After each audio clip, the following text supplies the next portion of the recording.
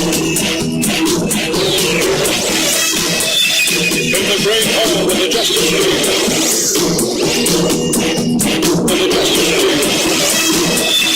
In the great hall of the Justice League.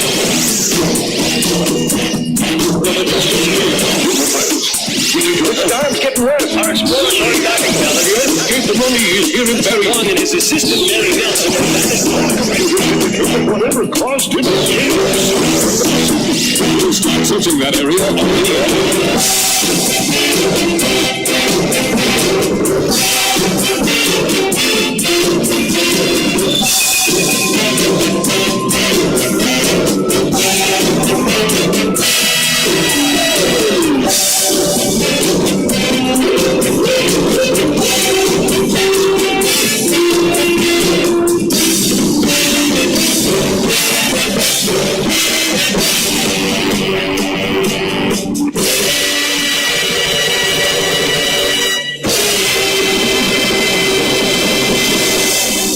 Attention all listeners. The following is a radio program. It is a comedy show, nothing inspirational, deep, or motivating. Just goofiness, fellowship, and fun. That's it. So deep dive that. Now here is the program.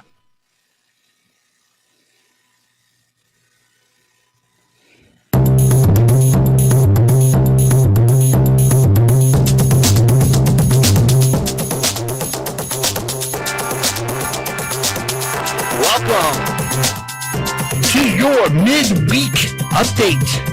KCTK Radio's midweek update. And if you're getting this on your podcast feed, you usually get the past week, next week, where we guarantee that we give you all the information that you really need. But the news moves so quickly that you need your midweek update. If somehow you're getting this, and you want to give us a call at 913-735-0060, you can. Okay, let's take a look at the top 5 news stories and get you updated. Number 5. Now, in an announcement to divert you from the Epstein files, President Trump ordered the release of all remaining government records on Amelia Earhart's disappearance, citing transparency and public interest in the long-standing mystery. It is unclear how much new information the files contain or when it will be made available. Of course, we don't know when it's going to get it actually delivered, but the White House emphasizes the move is aimed at satisfying public curiosity. The only thing the public is curious about is the Epstein files that Donald Trump, Elon Musk, or I like to call him Leon Musk, and I think Peter Thiel is in. Oh, Steve Bannon as well. Release those, and no one will really care about Amelia Earhart. By the way, kids, Amelia Earhart was an aviator, a famous woman aviator. She was going around the world. Her plane went down somewhere, and no one knows where she is. But don't worry, Trump's all over this. So just consider that another promise made, another promise kept. Number 4. Ooh, this is good. I know you're going to feel safe about this. The National Guard is sent into Portland. Portlandia. President Trump has deployed National Guard units to Portland, Oregon, citing protection of immigration facilities and maintaining order after unrest. State and local leaders oppose the move, warning it is unnecessary and could escalate tensions. The deployment intensifies debate over the federal government's role in local security matters. I should do that again. In an attempt to divert you from the Epstein files, President Trump has deployed National Guard units to Portland. In this week, in the last couple of weeks, the president and I guess he's the defense war. He's the Secretary of War. Brought all the generals in and humiliated themselves with nonsense. And this is just more nonsense to kind of make people feel like they're fighting crime. And we know what you do to fight crime. It's been proven over and over again. You pay for it. You pay for police. You pay for training. You pay for services. The president doesn't want to do that, so much so that the taxes are being cut for billionaires, not you and I. And now we don't have money to do those things. But let's pretend like we're doing something and pick on a Democratic-leaning city. So that is what's going on with that story. Number 3. Okay, this is the one. This is the one that really kind of gets my goat here a little bit, folks. Bad Bunny, Super Bowl headliner. Bad Bunny. I'm used to Bugs Bunny. Thank you very much. I thought it said Bugs Bunny, but it's Bad Bunny. Has been announced as the headliner for the Super Bowl halftime show in California later in January. The selection has sparked discussion, with some critics citing his lyrics, public statements, and Puerto Rican heritage as points of controversy. Ooh.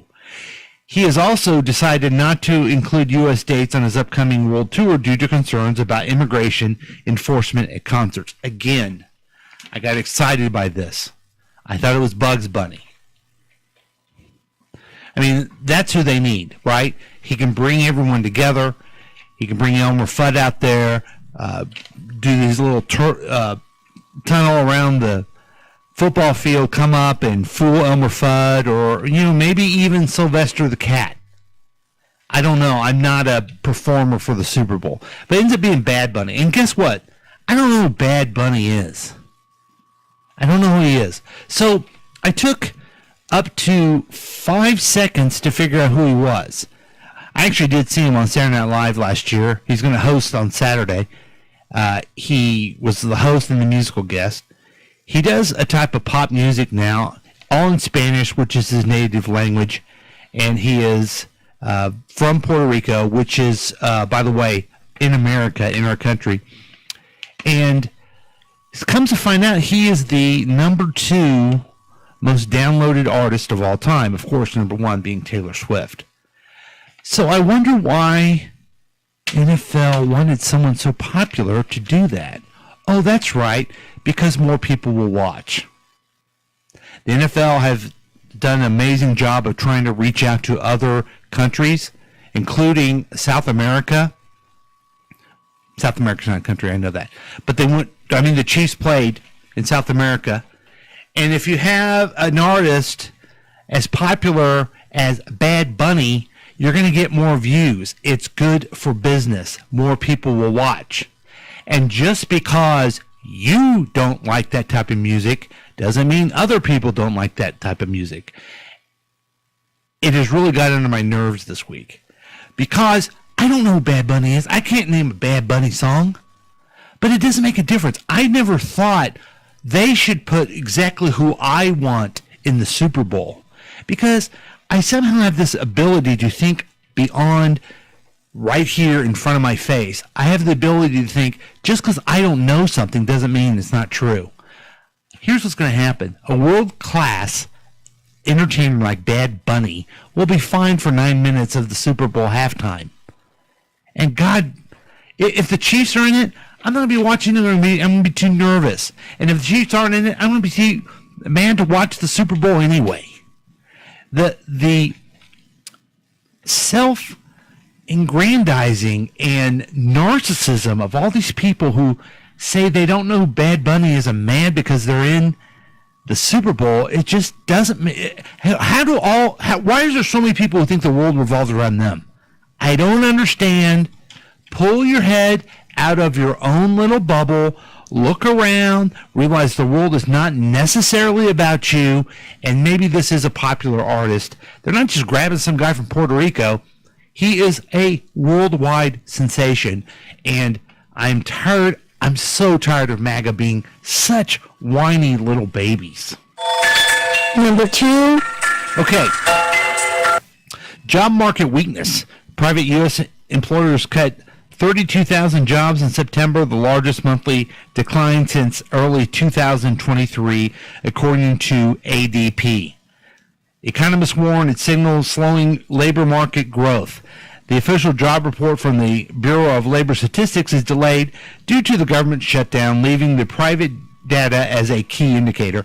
That's actually not true. They fired the person in charge of that data because President Trump didn't like it, and now they're running behind, but the government is shut down now. So this, I mean, I sure do hope that this doesn't keep increasing layoffs and having lots of people unemployed. It's not a good sign. I hope it's just a blip, and we can go back to almost full employment. That would be great, wouldn't it? I think it would too. And number 1. Okay, the number 1 story this week in your midweek update. By the way, when you watch or listen to Past Week, Next Week, we do the news quiz. We ask the questions. We try to identify the answer. This is kind of like your study session for that. Because we'll probably be talking about the same things. You're going to hear the same BS from me, but you're going to know the answers. And when you know the answers, you're going to like pat yourself on the back, walk around, and you're going to feel good. The day's going to be yours. You're going to be a champion when it comes to the news quiz. So thanks for studying up. And did I mention this? And number 1. Yeah, the number 1 is government shutdown. The federal government has shut down after lawmakers missed a funding deadline. Hundreds of thousands of employees are affected. Non-essential operations nationwide have closed, while essential workers in national security, law enforcement, and air traffic control continue without pay. Agencies are following shutdown plans until Congress approves new funding. Of course, the president and the Republicans are blaming the Democrats, but they're not in power. The Republicans are the majority in the House, Senate, Supreme Court, and the president. In the Senate, to get a spending bill passed, you do need 60 votes. There are only 53 Republicans. So you do need some Democratic votes to get the spending plan passed. But that's 7. That is 15% of the Senate Democrats. You just have to have 15%. And usually what happens is that we have a president who's a leader who tries to reach out to other people to say, here's why you should vote on this bill. Now, a lot of times what they've always done is said, well, we'll include this part of the bill to get your vote, and we'll take this out to get your vote. Democrats have said they don't want any cuts to the subsidies for the Obamacare, which makes sense. But this president isn't even doing that. He's just blaming everything on the Democrats as if they're in charge. This guy is such a whiny little guy. It's so pathetic. So he doesn't even try to reach out. He doesn't try to get everybody on board. He doesn't try to bring us together after national tragedies. It's really sad. We're in a very frightening time. And the only way that we can deal with it is just come together and learn from each other and know more about what's going on. And that's the point of the midweek update, your midweek update on KCTK Radio. I'm going to do this every so often. Yeah, I'm just going to jump in, and it's going to be updated.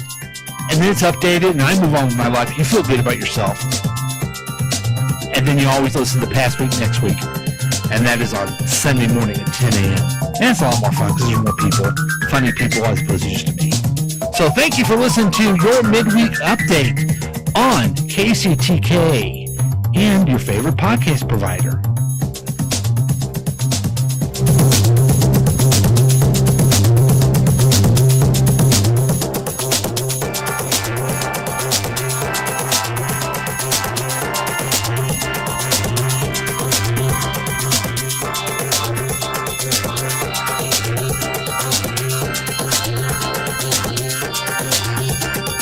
This has been a KCTK production, produced by Paul Lavoda. Then you have some real weirdness going on. You can always check out KCTK Radio on Facebook. Listen to live programs at kctk.radio12345.com. Yes, and that is on the World Wide Web. Thank you.